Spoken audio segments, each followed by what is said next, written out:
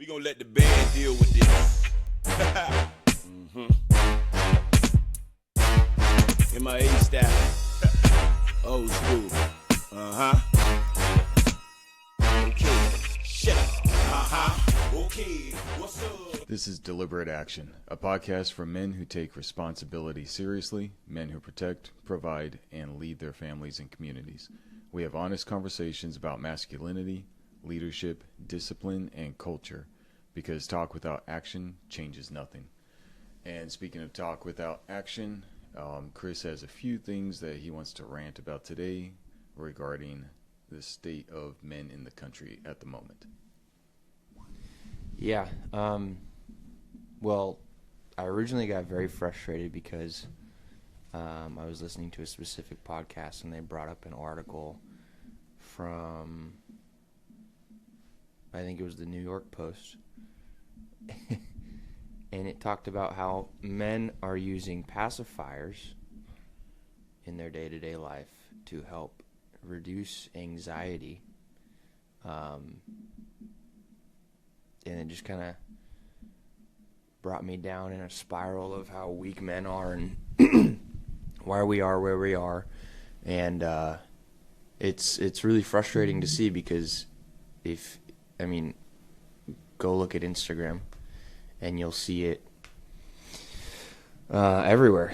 And it's disheartening when you look at where we are and you hope that the men in society will be responsible for taking us out of this absolute shitstorm mess, and then you go and you see a bunch of that.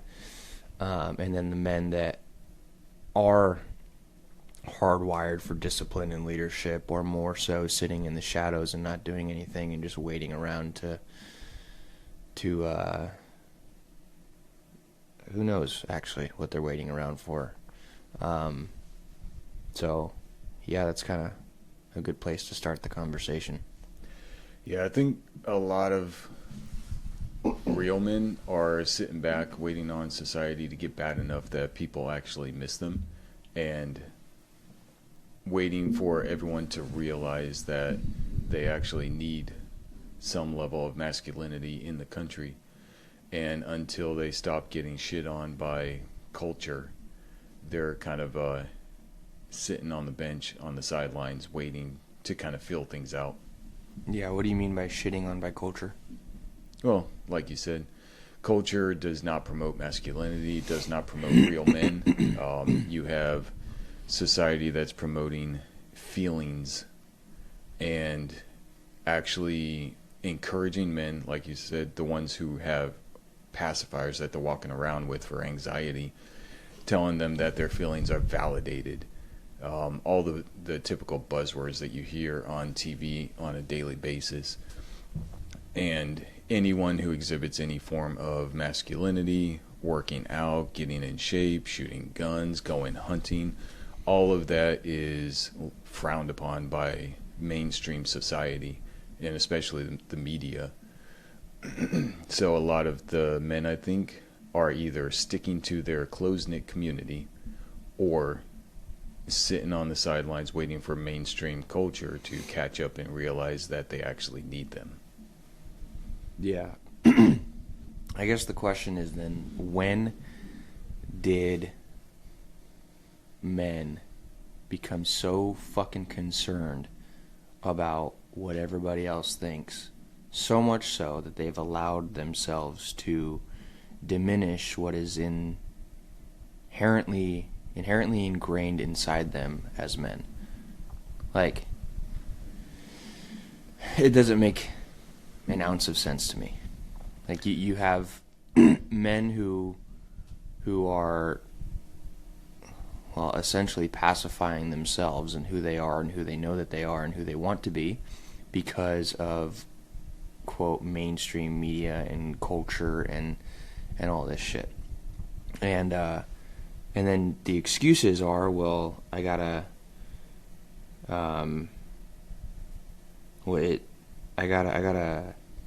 fit in to find a good wife and a good spouse. No, you don't really, because do you really want her anyways? Like, it's probably not the person you want by your side as you go and tackle the world.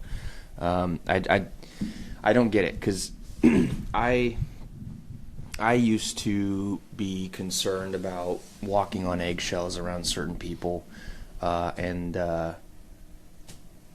once I started not doing that, I realized how freeing it was just to fucking be myself and who I am naturally ingrained to be. And if someone wants to bitch about the fact that I carry a gun or lift weights or practice defensive tactics, like, you can go... I was about to say something very derogatory, but you can go fuck off. Like, I don't get it, and I don't know where that comes from. It's hard for me to understand and sympathize with. Yeah, and fuck off is not derogatory, by the way, at all. No, it's not. Well, that's not what I was originally going to say. I think that in the context of history, it happened relatively fast, although it did take decades for it to actually get to the point where it's at now.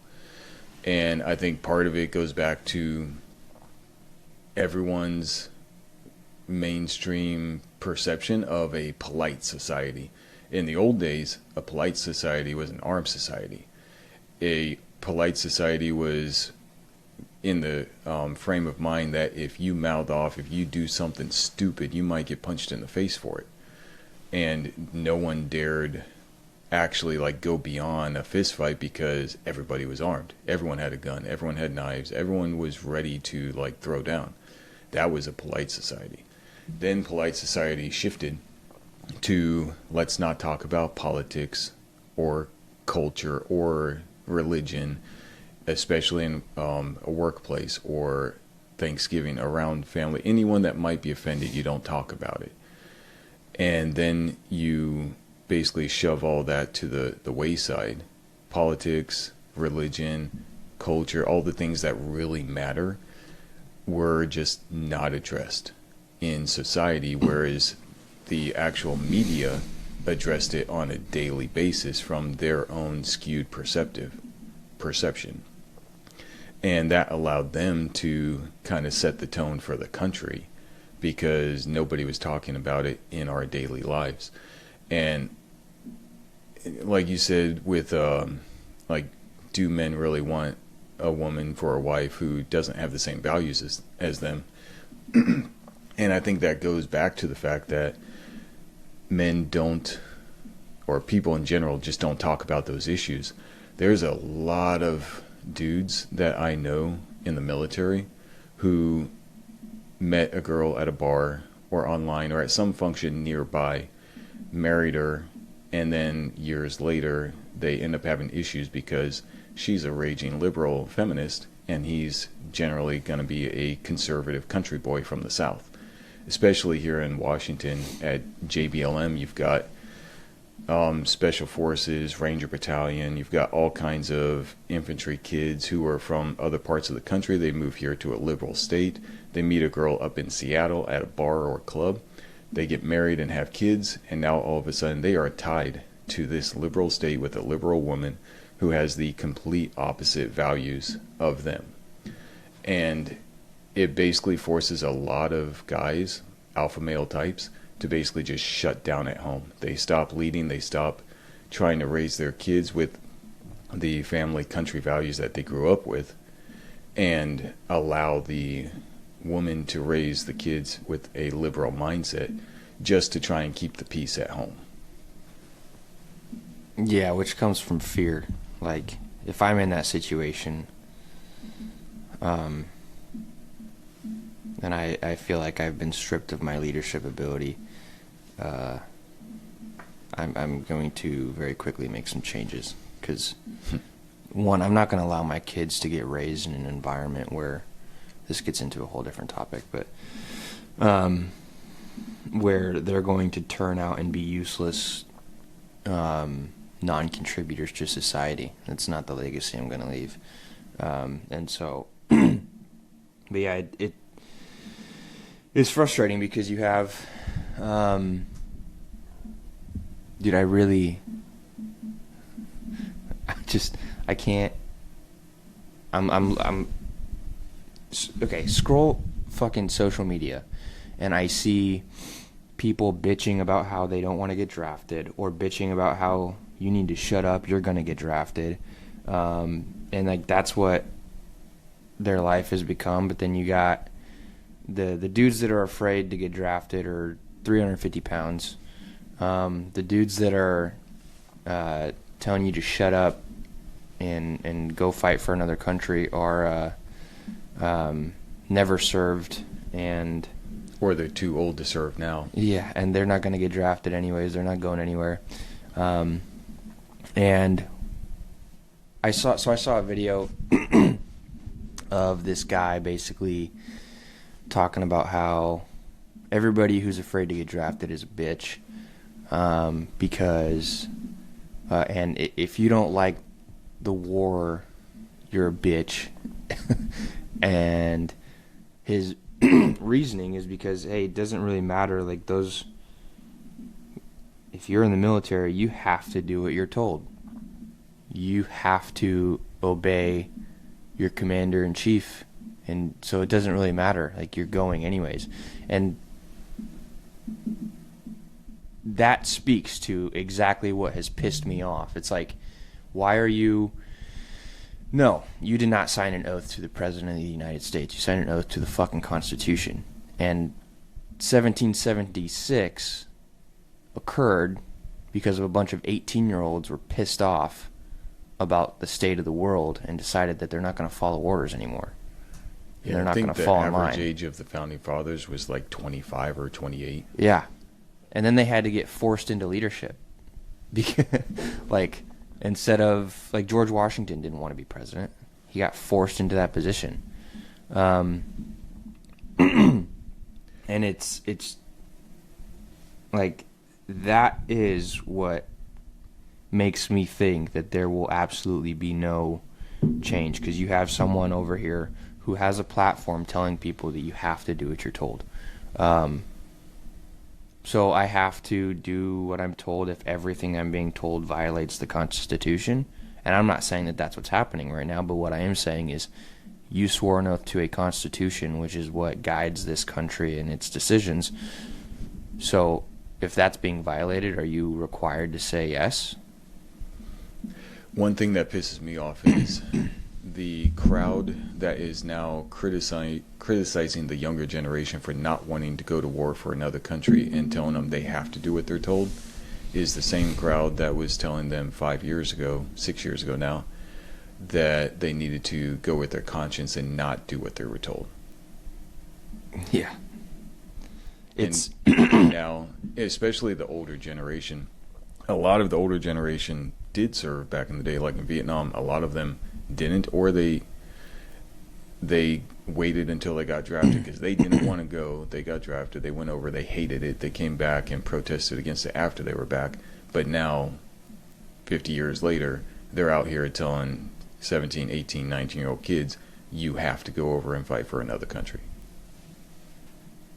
Yeah, it's couldn't be me, I'll tell you that. Yeah, my opinion on the matter has flipped since I initially joined up and served. Yeah, well, I mean, I'll use myself as an example. I joined and served because I thought that I was joining and serving for my country. And this is getting into, again, a different topic. But and now everything's so in your face and so obviously not like what they say. Like, you can pretty much assume that if both sides are attacking a specific individual, you should probably look at what that individual is saying. Or if both sides are in agreement on a matter, yeah, you should probably question it. Probably take a step back and see what's actually going on. But back to weak man, like, you have, like, dude, go through a fucking Walmart. Go walk to Walmart and just sit outside for a second. See who comes and goes. Or go to a fucking Planet Fitness. We have a gym that is designed, and they're a genius for doing this, but it is designed around mediocrity. Like, dude, the fucking dumbbells don't go past 70 or 75. They sell pizza. in Planet Fitness. Yeah. Can I touch on something with Yeah. Planet Fitness? So this was just after COVID, and I was going to a Planet Fitness, and I never paid for a membership. I just would walk in and try to walk past the counter because I thought the whole thing was stupid. But I forgot my water bottle at home, so I went to a gas station, picked up a gallon of water, and I walked in, and they asked me to scan my shit. I had a membership prior, and so I had to deal with the whole card bullshit at the table. But the moral of this story was, I walked in with my gallon of water, and I had set it on the counter along with my little duffel bag I had with all my extra clothes. And the guy goes, "Oh, you don't have a water bottle with you?" And I said, "No, I forgot it at home. That's why I stopped at the gas station to grab this." And he said, "Yeah, you can't have a gallon of water in here."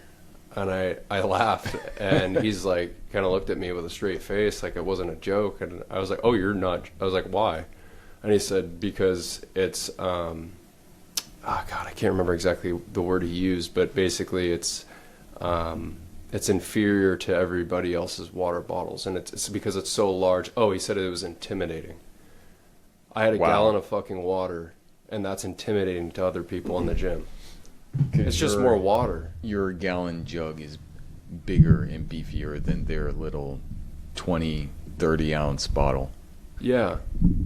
And any of the weight racks, I mean, that you can't even physically slam, like you can't take a random, barbell off anyways, because they're all like the weird Smith machines and everything. So, but they also have the thing where if you slam a weight down, even by accident, the lunk alarm will go off and you could get your membership canceled.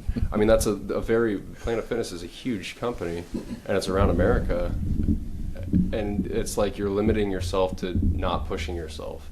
And the fact that you can't even bring a fucking gallon of water into a gym blows my mind. It, in my opinion, exemplifies the current status of the country where, like we said, mediocrity is promoted. And even for something like that, it's a gym. It's meant for mental and physical health. Correct. But it provides people an excuse. They go there and they can claim, "Oh, I went to the gym.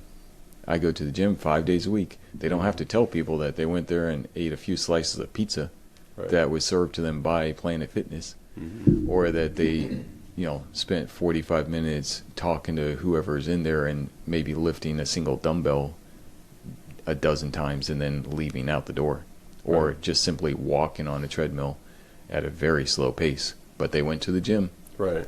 And I think touching back on what Chris was saying was, at one point in this could go for really anybody, but at one point in your life, you want to be loved, you want to be liked by other people, you want to, impress other people to an extent. But then you get to a certain point in your life, I hope that you would understand that, hey, this is my life, and if you're questioning everything that I do, even though I know it's right, I'm going to continue doing me, and I'm going to do the right things, and if that's benefiting my life in multiple different areas, I'm going to continue to do that, and I don't give a shit what other people think. And if you do give a shit what I think, and you have a problem with that, then you're not in my life anymore. And, speaking out about stuff like that is very important. And a minuscule thing, like in that example, with the water jug, I told him straight up, I was like, "You do realize how ridiculous that sounds? Like, I don't want to have to keep going to fill up my water bottle anyways, so what is the problem with this?" And the fact that it was intimidating just blew my mind. And he was stuck in gung-ho. He said, "You can't be in here if you have a gallon of water." And so I left, and I just went and worked out at home, because that's bullshit. I've heard of people in that gym being kicked out because they lifted too heavy. Yeah. Even if they didn't set off the alarm. Correct. Just because they lifted weights that were heavier than everyone else that was there. They were kicked out for intimidation. Did you guys see the video of Eddie Hall and Brian Shaw going in and trying to max out everything on Yeah. with trying to get everything maxed out without the lunk alarm going off? But no, here's if you guys haven't seen the documentary, it's called Olympic Barbell. It's I think it's still on Netflix. It's about Lou from Olympic Barbell, in Columbus, Ohio, I think. I think it's Columbus. But he trained some of the first up-and-coming, like, when powerlifting was becoming super big. He had a very big part to play in developing a lot of the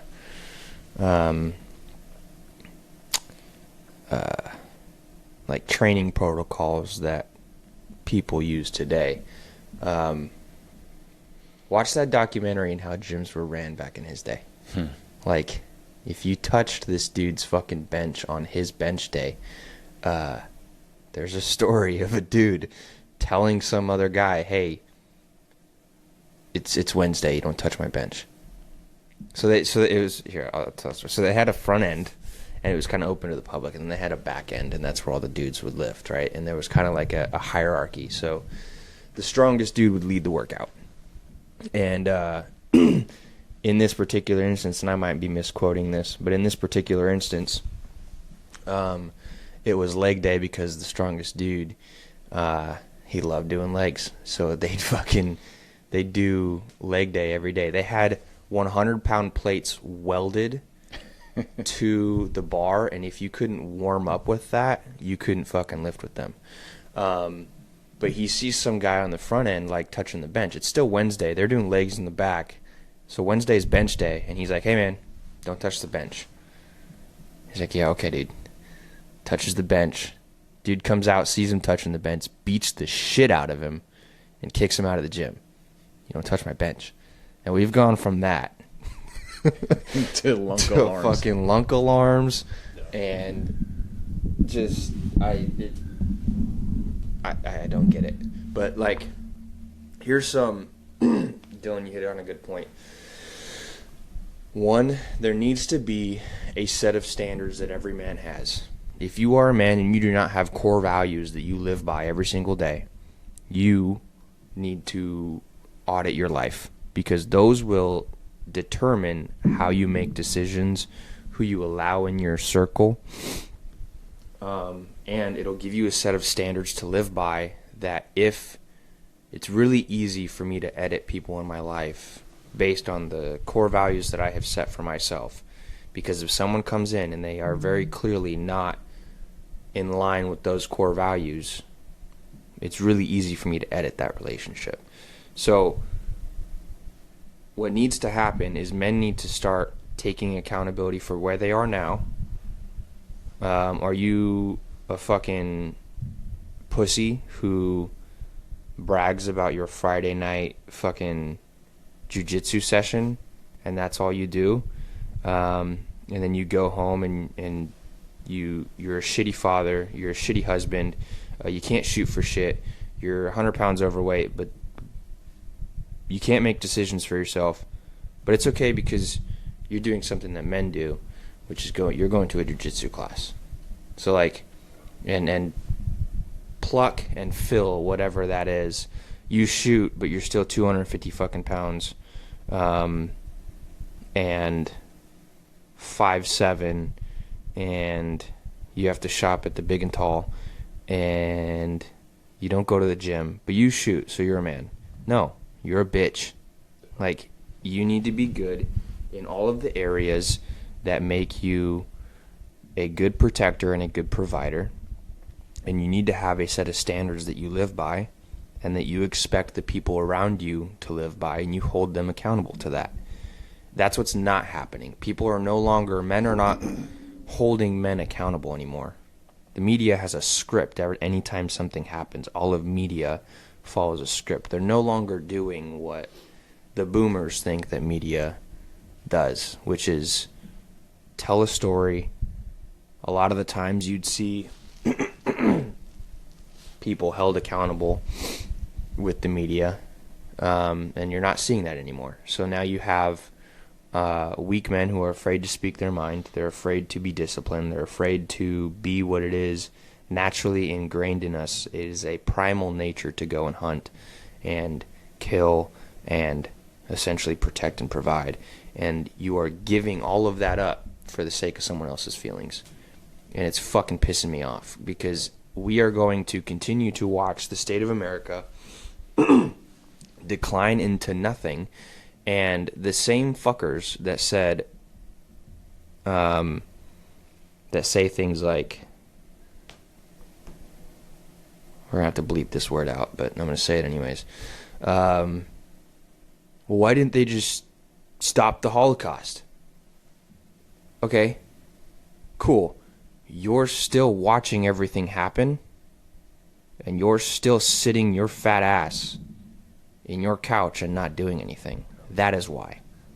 So don't sit here and say, if I was back there, I would have stopped it. No, you wouldn't have. Dude, They're not stopping it now. yeah. And to that point, you can uphold all those standards for yourself, personal standards, be fit, exhibit the image of a leader, and still be a shit human being. 100%. Just because you look the part doesn't mean that you are the leader that everyone needs you to be. So there's more than just the physical standards that you have to hold yourself to.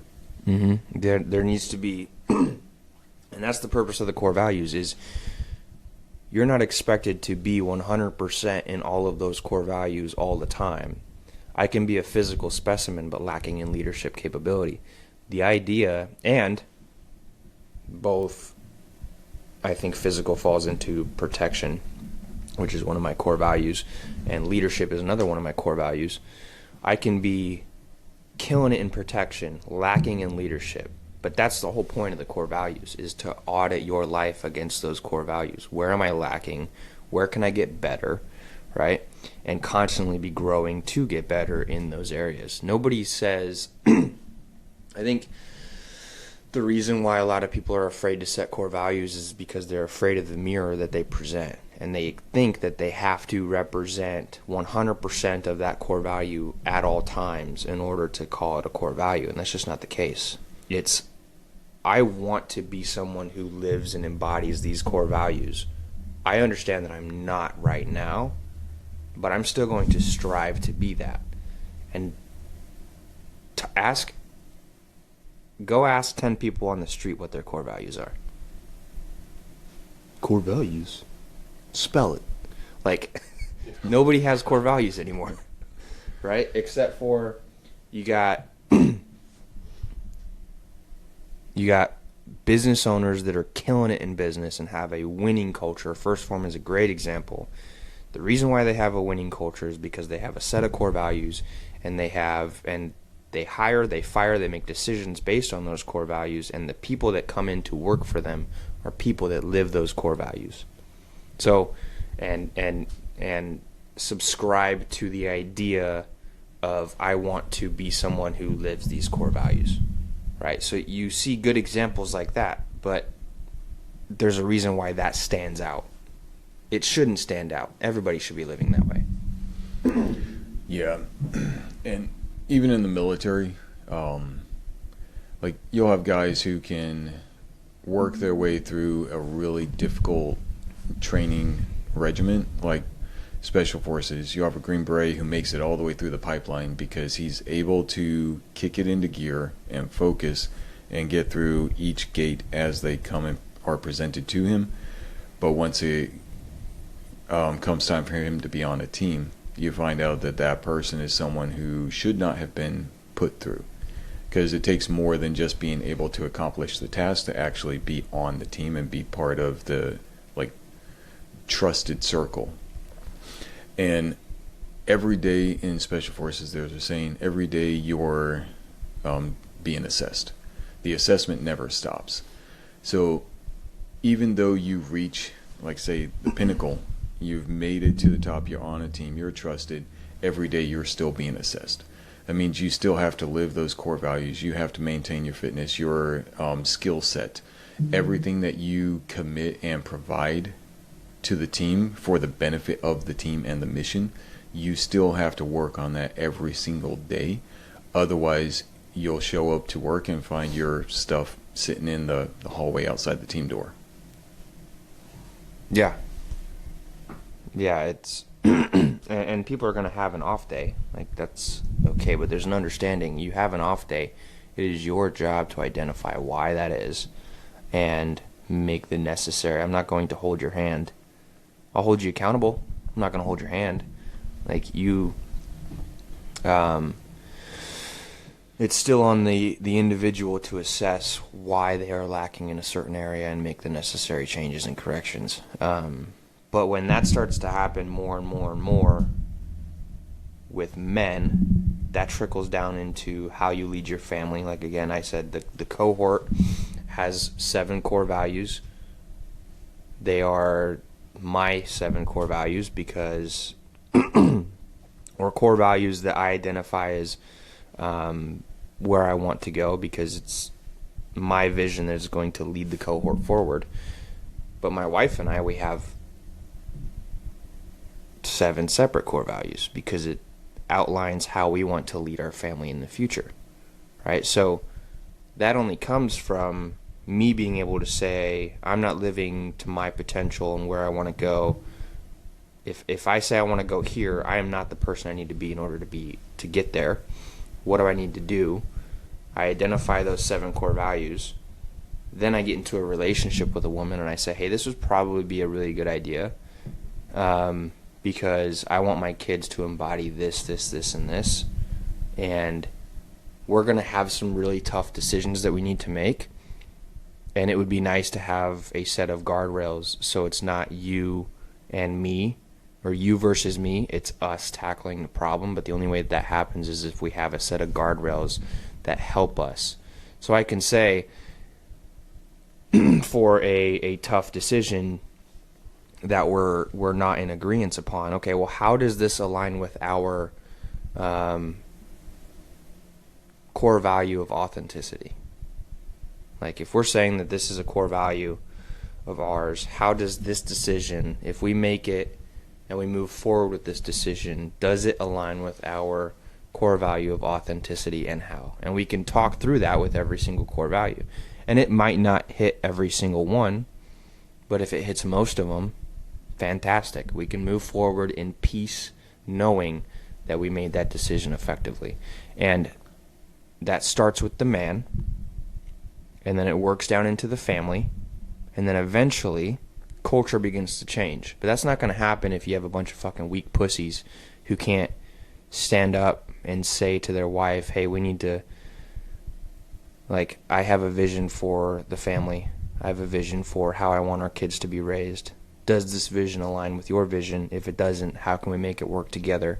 If none of that's happening, you have a bunch of fucking weak pussies raising weak pussies who are going to continue to create a culture of weak pussies. So, and that's kind of where we're at right now. In the time of weak men and soft times. Yeah, we are there. We're on the edge of the Weak hard men times. create hard times. Yeah, we are right there. Amen, brother. Every time I look over at the price of gas, it's $5.30 a gallon right now at the cheapest places for regular. I spent $50 and it got me 9.1 gallons to come down here. Yeah, but don't worry. Gas prices are going to come down, and we're at war. So What's that saying that they're saying now? It's the small price of pain, big for a big reward later. for Yeah. a big gain or something like that. A little bit of pain now for big gain later. Like, Yeah. every fucking media team is saying Just that. like 2 weeks just flatten the curve. I feel like they've been saying that for over 2 decades now, and we still haven't seen the big gain. Yeah, I'm still waiting on the It's golden age. It's the same fucking people that are switching the switch, thinking that we have the right and the say in how this country runs. Yeah, and the golden age is a whole different branch of conspiracy. Yeah. Well, here's to finish it out. Stop being weak. Identify some standards. Live to those standards. Get off your fucking fat ass. Go lift. Learn to shoot. Learn to fight. Quit being a bitch. And start taking accountability for where you are. And work to be better. All right, and with that, for everyone that's listening, we appreciate it. If you get anything out of it, if you could give it a like, share, comment, send it to anyone that you think may also benefit from it, and don't be a bitch. Until next time, we'll see you then. Okay, what's up? Shut up. Okay, what's up? Shut up. Okay.